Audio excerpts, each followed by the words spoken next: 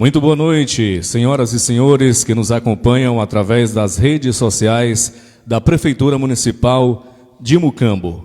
É com muita alegria que nós daremos início a esta live para falar de um tema importantíssimo. Quando falamos do cenário para a população LGBT no Brasil, temos alguns dados alarmantes. Segundo pesquisa feita pela ONG Grupo Gay da Bahia, a cada 20 horas, um LGBT morre no Brasil por serem LGBTs, ou seja, por conta da LGBTfobia. No relatório que saiu em 2018, foi relatado que ocorreram 420 homicídios de membros da comunidade LGBT, totalizando 76% dos casos de violências computados. Já os suicídios foram 100, ou seja, 24% dos dados. Com os relatórios, notamos que a maior parte dos assassinatos acontece em vias públicas, porém, com uma grande parte ocorrendo na casa das vítimas, indicando que o crime teria sido realizado por pessoas conhecidas. Além disso, se focarmos em específicos, o Brasil é o país que mais mata pessoas trans no mundo. Segundo o relatório mundial da Transgender Europe, 52% dos assassinatos de transgêneros registrados ocorreram aqui no Brasil. Mas, maior do que a violência física, temos a violência emocional. O Disque 100 revelou que a maior parte das denúncias da comunidade LGBT diz respeito à violência psicológica. Essa categoria inclui atos de ameaça, humilhação e bullying. Pensando nestes dados tão preocupantes, a Secretaria de Assistência Social de Mucambo, com o apoio da Prefeitura Municipal, trouxe esse importante tema para ser discutido e direcionado a toda a população mucambense, pois só conseguiremos acabar com o preconceito quando levamos informação. Que seja justa toda a forma de amor e respeito. Para iniciarmos, chamamos a secretária do Trabalho e Assistência Social e primeira-dama do município de Mucambo, Joana Silva. Boa noite a todos e a todas. Me sinto muito honrada por esta live estar acontecendo, pois esta é uma causa que eu também abraço. E estamos aqui não só para dar visibilidade por estarmos no mês da campanha, mas para lutarmos e estarmos juntos nessa luta de conquista e direitos do LGBTQIA+. Eu quero agradecer a todos da equipe por estar comigo nessa campanha. Eu quero agradecer ao prefeito Canarinho, ao governo municipal, à minha adjunta Milena, a Dani, nossa coordenadora, a Fabiana, a toda a equipe. Meu muitíssimo obrigada.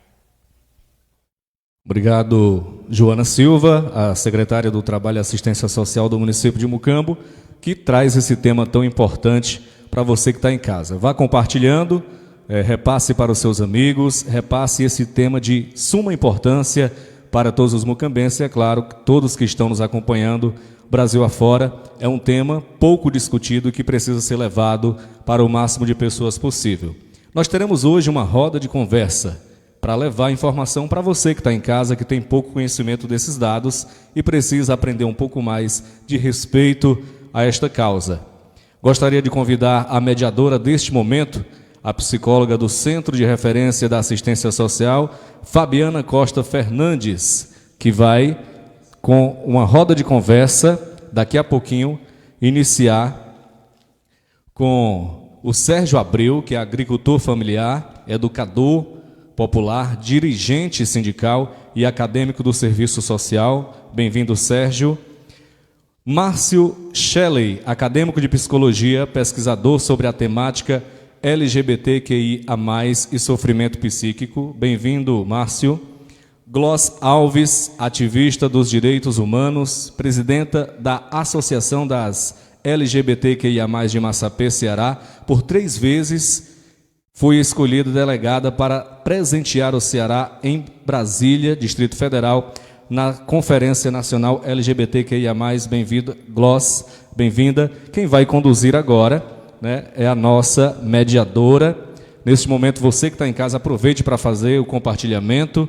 Eu passo a palavra para a Fabiana Costa Fernandes, que é a nossa psicóloga, e vai aí enriquecer essa noite com este tema. Muito boa noite, Fabiana. Fique à vontade. Boa noite a todos, a toda a população mucambense. A gente pensou nesse momento justamente numa tentativa de luta pela causa, de trazer visibilidade, de discorrer sobre assuntos pertinentes, porque, como foi dito, a gente só consegue vencer o preconceito levando informação. Então, nós estamos aqui pensando nisso e vamos ter uma breve roda de conversa com convidados super capacitados, com experiência no diálogo, para a gente abordar esse tema de uma forma mais pertinente e que seja de fácil entendimento para todo mundo. Boa noite aos nossos convidados, inicialmente.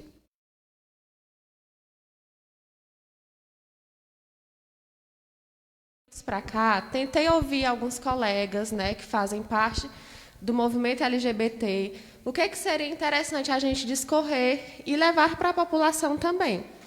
E o ponto que mais surgiu foi justamente sobre a questão da bifobia, do preconceito com a bissexualidade, dentro e fora do movimento LGBT.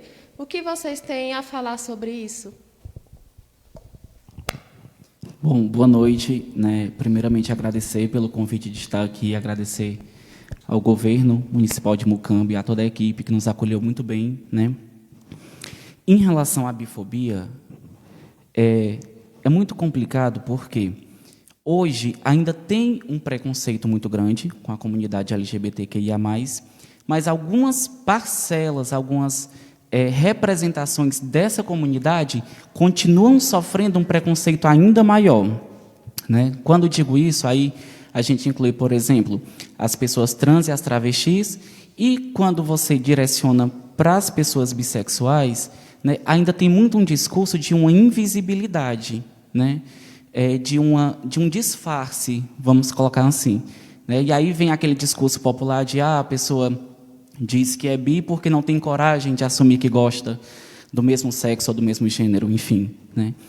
E aí a gente percebe muito esses discursos que geram uma violência muito grande, que geram um sofrimento muito grande e que, consequentemente, tem uma tentativa de deslegitimação dessa manifestação. Quando é muito simples compreender, quando uma pessoa realmente ela sente uma atração física, sexual, emocional e afetiva por outra pessoa que pode ser da mesma manifestação de sexo, pode ser de outra. Isso é bem tranquilo de a gente compreender. Porém, ainda tem esses discursos normatizantes que a gente tem que se interessar ou por A ou por B. Ainda tem essa dicotomia.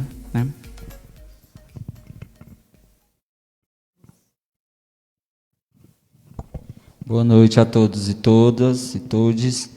A compreensão da bissexualidade, ela traz muitos questionamentos, e reflexões a serem feitas a partir do momento que a gente percebe a nossa sexualidade e a gente tenta colocar no outro os nossos conceitos e princípios. Então, é a partir sempre dos nossos princípios que a gente enxerga. E aí está essa dificuldade de atenção, de compreensão da bissexualidade, porque a gente tenta ver no outro o que a gente é, e essa dificuldade do entender, do respeitar a individualidade de cada um.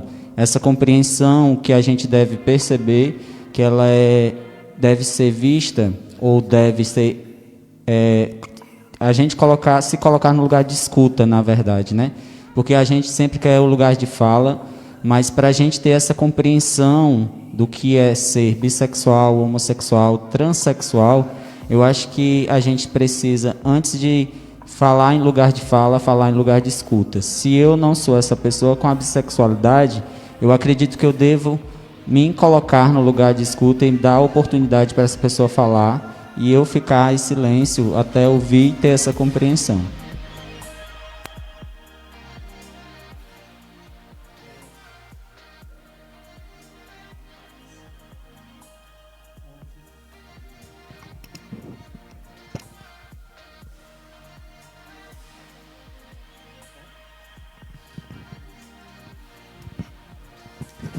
Antes de eu responder, doutora Fabiana, deixa eu só me descrever, porque pode ter alguém com deficiência visual ou com pouca visão. Eu me chamo Glória Alves, eu estou usando um blazer preto, uma blusa preta, eu estou de máscara, eu tenho um cabelo à altura do ombro, eu estou com um colar. Atrás de mim tem um que representa a bandeira LGBT, tem do meu lado um jarro com plantas. Pois bem, antes de tudo, parabenizar o prefeito Canarinho, carinhosamente conhecido, a extensivo a primeira-dama, Joana Silva, e todos que fazem o CRAS. Parabenizar a gestão por esse momento histórico, esse momento onde conscientiza toda a população mucambense que toda forma de amor é justa, e a gente não está aqui hoje para falar de amor, a gente está hoje aqui para falar de direitos. Em relação à sua pergunta, a questão da bissexualidade, a fobia bissexual, é importante a gente falar o que é ser bissexual.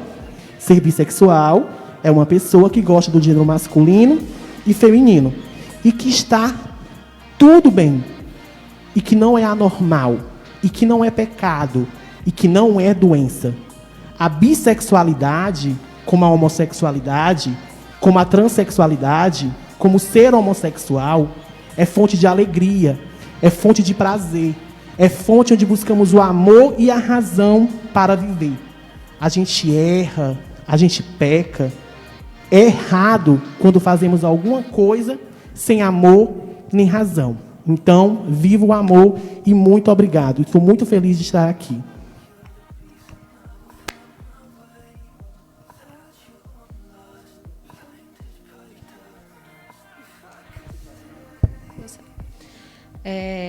Muito bom, né, os apontamentos de vocês, porque quando eu comecei atrás de escutar a população para saber o que seria interessante trazer para vocês, as pessoas falavam muito sobre justamente a invisibilidade da sigla B, da sigla LGBT, né? Então, é importante a gente discorrer sobre isso.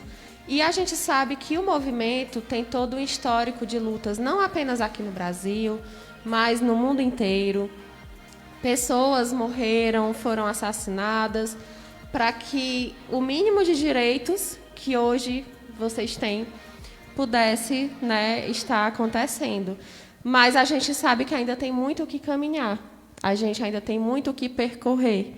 E pensando nisso, como é que vocês enxergam o cenário brasileiro atualmente, no que diz respeito à luta do movimento LGBTQIA+. Bom, quando você fala essa questão de luta, e aí é importante que se diga que o mês de junho ele não é um mês aleatório, né? Ele não é uma escolha qualquer para esse reconhecimento, né? Vem desde a década de 60, do finalzinho da década de 60 nos Estados Unidos, onde teve um episódio num bar chamado Stonewall, que não foi o primeiro momento, a primeira organização da comunidade LGBTQIA+, que na época nessa nomenclatura tinha, mas que foi uma gota d'água num copo que já estava muito cheio, né? E daí para frente houveram outros e outros e outros movimentos, sempre em busca de reconhecimento e de direitos, né?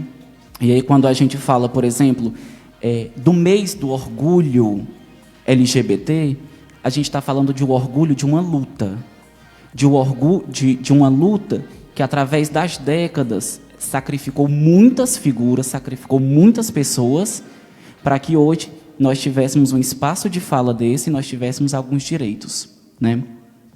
Infelizmente, o Brasil ele figura estatisticamente como um país extremamente violento e assassino mesmo da comunidade LGBTQIA+, e aí a gente faz sempre a ressalva que as pessoas trans e travestis estão sempre à frente dessas estatísticas, o que é algo extremamente alarmante, né? Paralelo a isso, quem acompanha aí alguns processos, alguns trâmites, recentemente percebeu uma tentativa de apagamento das nossas existências, de apagamento das nossas representações, isso a nível de mídia, enfim, foi um longo debate aí, né, onde pautou-se que não poderia ser divulgados casais LGBT na televisão porque seria uma má influência.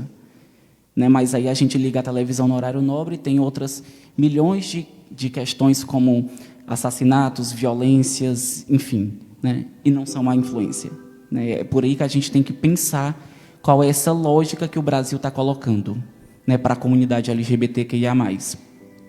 Né, e aí, paralelo a isso, a gente tem que considerar também alguns movimentos que o nosso país, que tem na história do nosso país, que envolve a comunidade, que trouxeram os direitos que a gente tem hoje. Né? Na década de 70, teve uma repressão gigantesca para essa comunidade, que era extremamente marginalizada. Né? E aí a gente pode até citar alguns tratamentos e algumas internações compulsórias, né? E toda uma estigmatização que se gerou em torno disso, que até pouco tempo voltou-se a questão do discurso sobre a cura gay, né? Que é algo que a gente já pensava se ter superado. Então, o que pode se perceber com isso é que a história do nosso Brasil, do nosso país, ela é um pouco cíclica. Né? Ela tem momentos, sim, de garantia de alguns direitos, mas ela também tem momentos, sim, de tentativas de retirada desses direitos. Por isso que é importante sempre a gente voltar para o discurso do orgulho. Não é que a gente esteja aqui só dizendo, né, como a Glóis bem falou, não é só amor. Né? Por trás desse arco-íris, dessa festa, dessa alegria, tem muita luta, teve muito sangue, tiveram muitas mortes, para que hoje a gente tivesse esse local de fala e que não se encerra por aqui, né? Que é um debate que a gente sempre tem que estar renovando. Com relação à realidade que a gente vive hoje com relação do orgulho gay, a gente, como o Márcio falou, o mês de junho, né, ele traz muitas reflexões. Né? Eu creio que nesse momento do mês de junho, quando a gente traz essas discussões, a gente tem que ir para além de como tem se tratado as crianças LGBTs, que são pessoas que são invisibilizadas, né, como o Márcio falou. Dizem que são uma influência para a criança, né, que somos, na verdade. E aí, quando uma criança vê a gente, como é que ela trata, como é que ela enxerga a gente, né? Como pessoa, né? Ela consegue enxergar a gente como ser humano, com sentimento. A gente falta fazer muitas dessas reflexões. E com relação ainda ao que o Márcio falou dessa questão da má influência, até onde somos influenciáveis? Se somos LGBTs, quem nos influenciou, né? Casais héteros, né? Que a gente vê gente se beijando direto na televisão, no horário nobre, casais heterossexuais. E o que nos faz nós não nos sentir aquelas pessoas influenciar a gente, né? Essa reflexão é necessária que seja feita. E ainda mais de como as nossas crianças, e aí algumas pessoas trazem essa discussão da cura gay, mas aí a gente tem que trazer a discussão do debate da identidade de gênero, né? Como é que faz isso, né?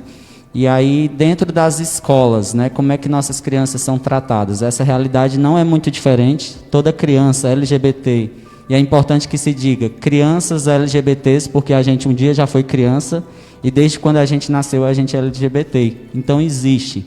A gente não pode dizer que não existe. E como essas crianças são tratadas até hoje, né? Mais do que resposta, eu acho que a gente traz aqui inquietação. Como é que a gente trata crianças LGBTs na escola? E aí falar de uma realidade, às vezes até a gente se emociona quando fala, desde quando a gente sofreu homofobia, né? Desde quando? Desde criança. Como é que os profissionais da área da educação atuam, né? Como é que eles enxergam a gente? Outro ponto a se refletir nesse mês de junho é a questão das grandes marcas que adoram usar o arco-íris para vender e na prática quantos contratam, né, profissionais LGBTs, quantas pessoas transexuais tem nas empresas, nas repartições públicas. É muito importante que a gente faça essa reflexão. Se não tem, porque essas pessoas não têm formação acadêmica, será que a gente conseguiu ultrapassar o ensino médio, né? Quando é que a gente não foi expulso dentro das escolas, dentro das nossas casas, de locais que deveriam ser lugares seguros, de acolhimento? Até quando, né? Eu acho que essas reflexões que devem ser feitas, mais do que resposta, eu acho que a gente tem que trazer pontos a serem refletidos nesse momento. Porque quando a gente traz uma resposta, na verdade, é o nosso ponto de vista. E a gente tem que trazer questionamentos para fazer com que essas pessoas possam fazer suas próprias reflexões. O que eu estou fazendo para que não... O que eu estou fazendo para que haja, né, essa homofobia? Ou o que eu estou deixando de fazer para que isso aconteça? É muito pertinente a sua pergunta, doutora Fabiana, mas quando se trata da mulher travesti, da mulher trans, do homem trans, a gente já vive numa sociedade totalmente transfóbica. A gente vive apavorada, porque eu sou de uma população que 90% vive da prostituição. 90%. 45% das travestis não terminam o 2º grau. 42% vive com HIV. E a gente vem de uma população onde, ô Sérgio, a gente não é expulsa das escolas. A gente não comete evasão escolar. A gente é expulsa das escolas. A gente é expulsa quando não nos chamam pelo nome social na chamada, que agora tem lei. Quando não deixam usar o banheiro com a sua identidade de gênero. A gente é expulsa quando sofre bullying nas escolas. O que foi que a comunidade LGBT fez para o país para ser tratada de uma forma tão rasteira, tão desumana? Por que querem colocar tanto a gente para a margem? Mas a gente não vai voltar para a margem. A gente não vai mais aceitar esse tipo de coisa. Porque o crime com a comunidade trans e travesti, ela é com crueldade. Ela vem com requinte de crueldade. A gente teve o caso da Dandara aqui no Ceará, onde bateram nela, xingaram ela, olha um viado de calcinha, colocaram num carrinho de mão, levaram para um terreno baldio, chegando lá deram 2 tiros na Dandara. A gente pode ter o caso da Érica, que arrancaram o coração dela e colocaram uma santa. O crime com a travesti, ele é muito cruel. Mas a gente não é só violência, não. A gente também é sucesso. A vereadora mais votada do país é uma travesti, é a Érica Rito de São Paulo. A vereadora mais votada de Belo Horizonte é a Duda Salabete. Então, o Mário Quintana, que vocês devem conhecer o Mário Quintana, né? Ele não foi aceito na Academia Brasileira de Letras, né? Porque achavam ele aquela coisa, né? E ele tem uma frase que dizia: esses que estão aí passarão, eu passarinho. Então, durante todo esse cenário, eu prefiro deixar essa mensagem para as travestis e para as trans. Sabe? Eles passarão, eu passarinho. Excelente, gente. E ainda é assustador a gente escutar essas estatísticas em pleno ano de 2021, né? É assustador quando a gente escuta adolescentes transexuais relatarem que a escola não respeita seu nome social, porque nada mais do que seus direitos estão sendo exigidos e nada mais do que respeito está sendo exigido. Então, quando a gente fala sobre isso, a gente entra em um assunto que eu, enquanto psicóloga, não poderia deixar de trazer, aproveitando que vocês são ativistas. Temos o Márcio, que está concluindo o curso de psicologia. A gente trazer sobre a saúde mental da população LGBT aqui no Brasil. Deixa eu só concluir essa questão das escolas, porque é muito importante, doutora Fabiana, a escola é o único espaço que pode acontecer LGBTfobia. Porque é na escola, doutora Fabiana, onde a gente constrói o pensamento e a cabeça das pessoas, cabeças pensantes, cabeças evoluídas. Então, a escola é esse único espaço onde não deve acontecer isso.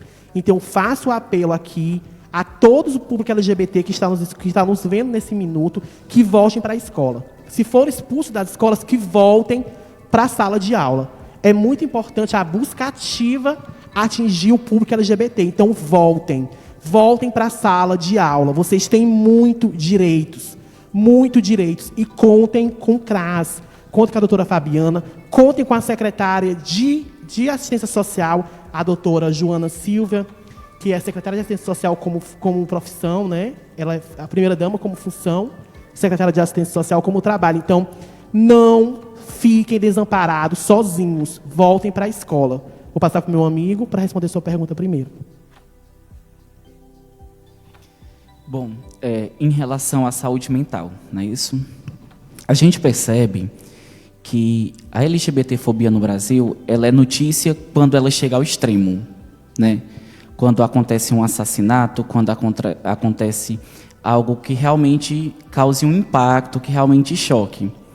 Só que essa violência, ela já é o ápice, ela já é o final de tudo. Antes de chegar a esse ponto, muitas vezes, tem outras pequenas violências em diversos espaços que vão fragilizando cada vez mais a saúde mental da comunidade LGBT.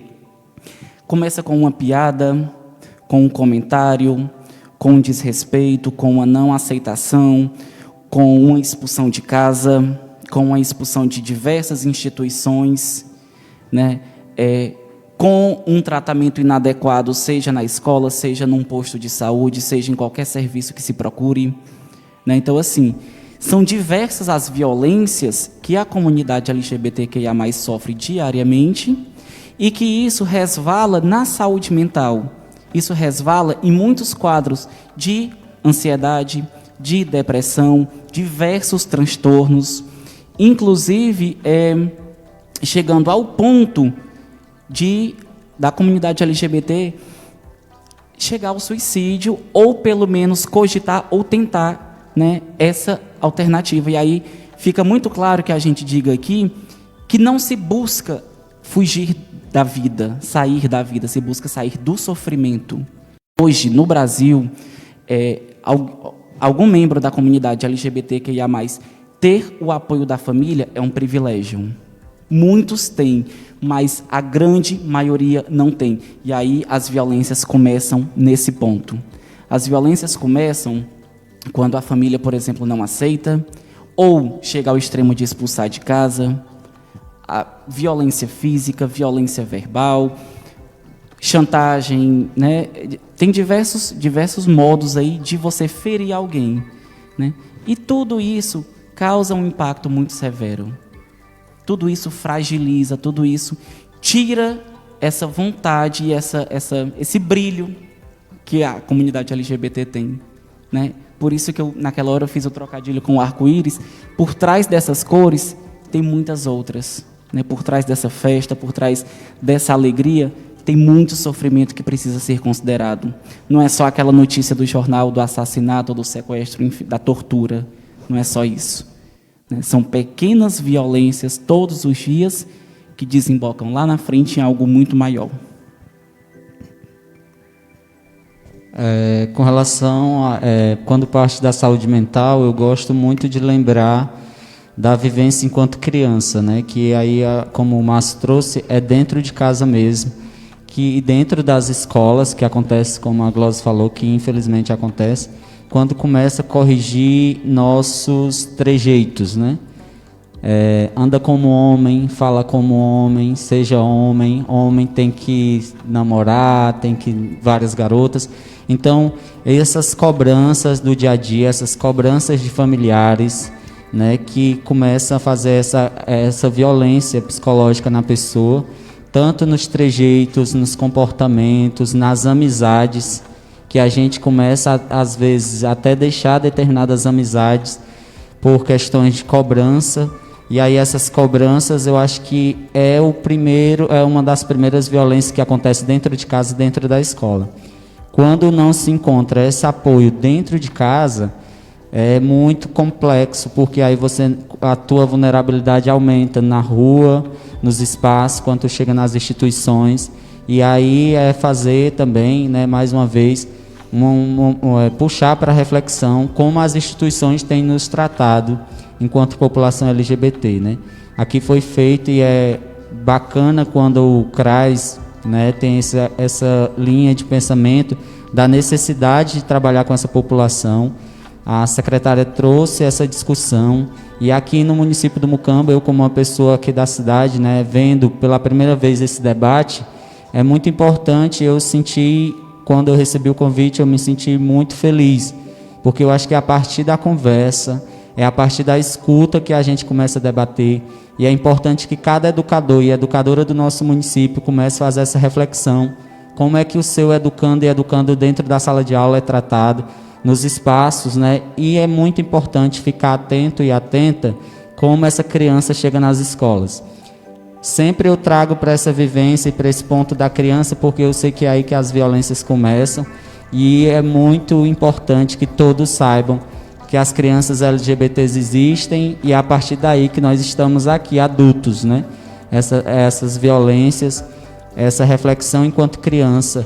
E aí, quando alguém fala que a gente não deve falar com crianças sobre esse assunto, é a partir daí que começa ou o respeito ou a homofobia. Tudo começa pelo respeito. Quando a gente começa a transicionar mais para a questão da travesti, da transexual, uma coisa que a gente aprende muito rápido e muito cedo, nós como travesti, como mulheres transexuais, é que a gente não tem que esperar amor de ninguém. A gente tem que se amar primeiro. Infelizmente, nós travesti transexuais vivemos dessa forma. A gente tem muito amor próprio. E é isso que a gente quer deixar passar para as pessoas.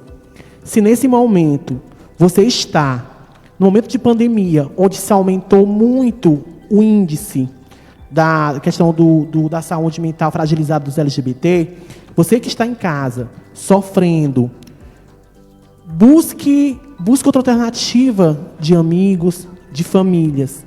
Mais uma vez, não sofra sozinho. Não sofra sozinho em casa. Busque ajuda. Valorize o seu talento. Busque o que é que você goste. Busque o que é que você quer fazer. Sonhe. Sonhe mais. Sabe? A gente LGBTQIA+, podemos ser o que nós quisermos ser. E você, pai e mãe, que não aceita seu filho, aceite. Comece a compreender o que é ser gay, o que é ser travesti, o que é ser bissexual, o que é ser lésbica. A gente pode ser psicólogo, assistente social, dê caráter, dê educação. Não queira perder seu filho só por ser LGBT. Cuide da saúde mental do seu filho, ou cuide da saúde mental da população LGBT, dando uma oportunidade, respeitando. E eu quero deixar bem claro aqui, homofobia, transfobia é crime. Você tem que denunciar. O STF equiparou a lei da LGBTfobia ao racismo. Então você pode chegar na delegacia civil e denunciar. Passou na rua, bicha, sapatão, com termo pejorativo, porque hoje em dia a gente nem liga mais. Chamar a gente de viado, de sapatão, a gente é. E a gente adora ser. Mas se for termo pejorativo, denuncie. Se alguém lhe bateu, denuncie. É crime da cadeia. Excelente.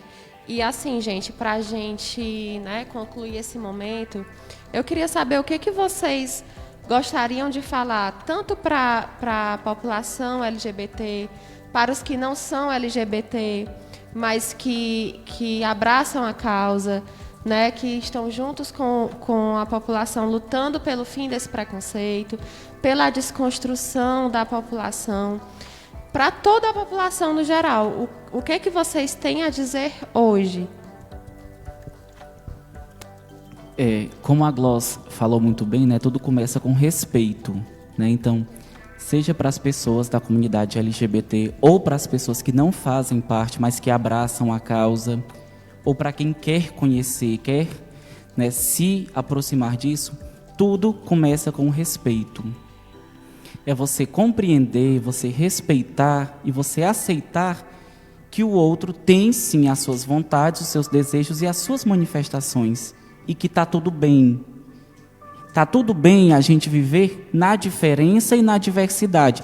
Nem todo mundo precisa ser igual a mim, mas todo mundo precisa se respeitar. E aí é muito importante quando a gente traz isso, e ainda fazendo um paralelo com a família, né, que esse respeito comece dentro de casa. Comece através do exemplo da própria casa. Respeitar essa diversidade, respeitar essas diferenças como algo natural. Porque até hoje, por mais que tenhamos avançado nessa pauta, ainda precisamos de um mês, ainda precisamos de diversos momentos para dizer: ei, a gente está aqui, a gente existe. E a gente não quer nada além de ter os mesmos direitos que todo mundo tem. A gente quer ter o direito de sair na rua e voltar para casa vivo. E voltar para casa inteiro. Porque, infelizmente, muitos não têm essa possibilidade. Né? A gente quer ter o direito de envelhecer, a gente quer ter... Tem aí um mito de que a comunidade LGBTQIA+, quer acabar com a família. Pelo contrário, a gente quer ter o direito de construir a nossa própria família.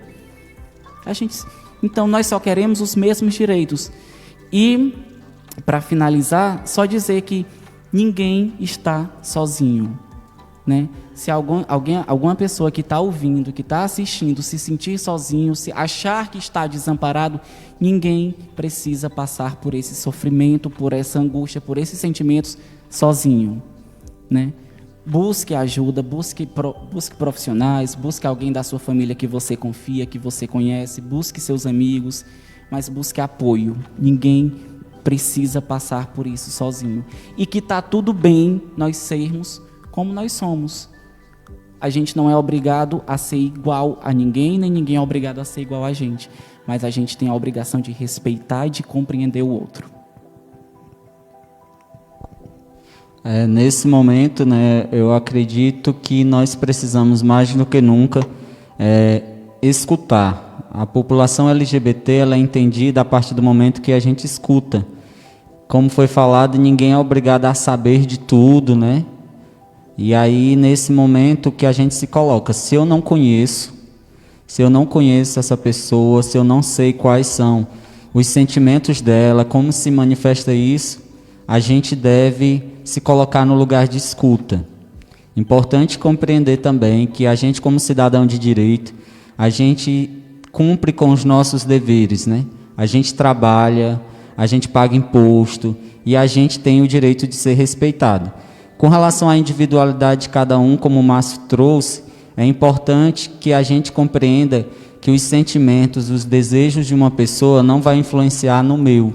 Então, eu tenho que respeitar essa individualidade, desde que essa pessoa não manifeste desrespeito para com você, você tem a obrigação de respeitá-la, respeitando os desejos, respeitando os sentimentos. Importante compreender que cada LGBT tem uma história, cada LGBT tem uma família. Quando a gente é agredido, não é apenas eu, né? Tem tantos outros que é agredido junto.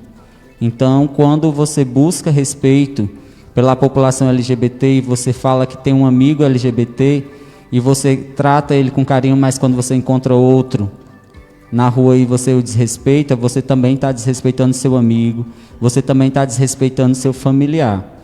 Importante você sempre fazer essa reflexão de quantos LGBTs são assassinados por ser quem são, por a gente não ter o direito de abraçar, por a gente não ter o direito de segurar a mão, por a gente não ter o direito de beijar. É importante que a gente sempre faça essa reflexão. Um LGBT, mesmo uma pessoa não sendo LGBT, não sendo uma pessoa sendo hétero, quando ela abraça um pai, abraça um filho, como ela é enxergada? Quando duas amigas andam de mão dadas, como são enxergadas? Recentemente, a gente houve um debate na televisão aberta, né, com relação à questão que a gente tem que ter mais paciência de explicar. Eu tenho que explicar quem eu sou para as pessoas. Quantas pessoas me perguntaram sobre meus sentimentos? Quantas respeitaram? Quantas perguntaram quais são as minhas dores? Quando eu ando de mãos dadas, quando eu estou abraçado com uma pessoa com quem eu me relaciono, antes de eu sofrer uma agressão, um ator fez uma reflexão. A gente dá tempo das pessoas explicar, né, quem são, quais sentimentos ela está demonstrando. A gente não tem tempo de explicar quem somos, a gente é agredido diretamente, a gente é assassinado. Então, a você que está assistindo essa live nesse momento, a gente não trouxe respostas, né, era mais reflexões para que a população mucambense, para que todos que estejam vendo, acompanhando essa live, seja de onde for, tenham a compreensão do respeitar e da liberdade do outro. E como a Glória disse, vale sempre lembrar, homofobia é crime.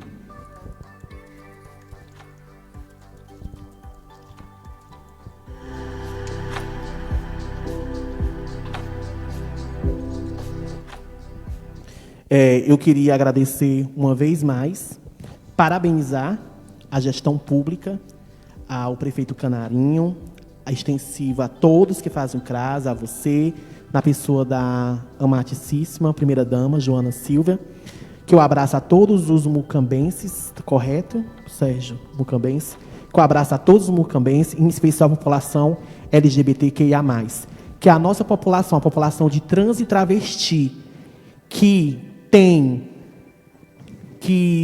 o dado do IBGE fala que a gente só vive até os 35 anos, vocês, mulheres cis, 76, acho que caiu 2 anos, que a gente possa viver muito mais de 35 anos. E que eu deixo, mais uma vez, viver a homossexualidade, ser gay, ser lésbica, ser bissexual, ser travesti, ser transexual, ser pansexual, assexual, ou 72 possibilidades que existem, não é errado, não é pecado, não é doença. Viver a homossexualidade, ser gay, ser lésbica, ser bissexual, ser travesti, ser transexual, é fonte de alegria e prazer, onde buscamos o amor e a razão para viver. Ser LGBTQIA+, é tão natural como estar para a natureza. Viva o amor, viva o mês do orgulho LGBT. E para finalizar, né, a gente falou muito aqui sobre desconstrução. E desconstrução é algo muito difícil, é algo que não é fácil para nenhum de nós que estamos aqui. Por quê? Porque ela mexe com a nossa verdade, ela mexe com o nosso orgulho, com algo que está enraizado dentro da gente. E às vezes a gente escuta, eu quero muito conseguir aceitar meu filho, aceitar minha filha, aceitar meu aluno ou minha aluna, mas eu não consigo. E eu quero dizer para você, né, que se dispõe a se desconstruir, que nós aqui do CRAS estamos abertos a te ajudar. Eu estou aqui todos os dias, pode procurar. E você que sofre algum tipo de violência, algum tipo de preconceito, onde seus direitos sociais estão sendo violados, nós estamos com uma equipe de psicólogos, assistentes sociais, aqui para te ajudar, para te acolher, orientar. Então, que viva o respeito. Você não é obrigado a ser que o outro quer que seja, mas todos nós somos obrigados a respeitar. É algo tão genuíno, é algo que traz paz para a vida de todo mundo. Então, por que não respeitar? Então, esse é o nosso recado e gostaria de agradecer a todo mundo que nos acompanhou até agora.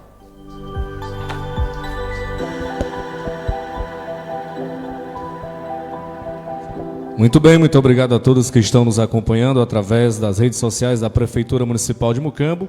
Agradecemos a nossa psicóloga, agradecemos aos nossos convidados que explanaram muito bem essa questão que é muito importante para você que está em casa, é muito importante que você entenda melhor a situação para que esses dados tão alarmantes possam ser mudados. Não esqueça, tudo começa com o respeito. A gente convida a primeira-dama, né, e secretária do Trabalho e Assistência Social, Joana Silva, para fazer o encerramento. Joana, seja bem-vinda novamente. Fique à vontade. Eu quero agradecer a vocês por ter aceito o convite, ao Serginho, a Glóis, a Marcichele, e dizer a vocês também que toda forma de amor é válido e que estamos juntos nessa luta por conquista e garantia dos direitos da comunidade LGBT. E contem sempre com a gente. Também não posso deixar de agradecer mais uma vez a toda a equipe do CRAS e ao governo municipal. Meu muitíssimo obrigado a todos vocês.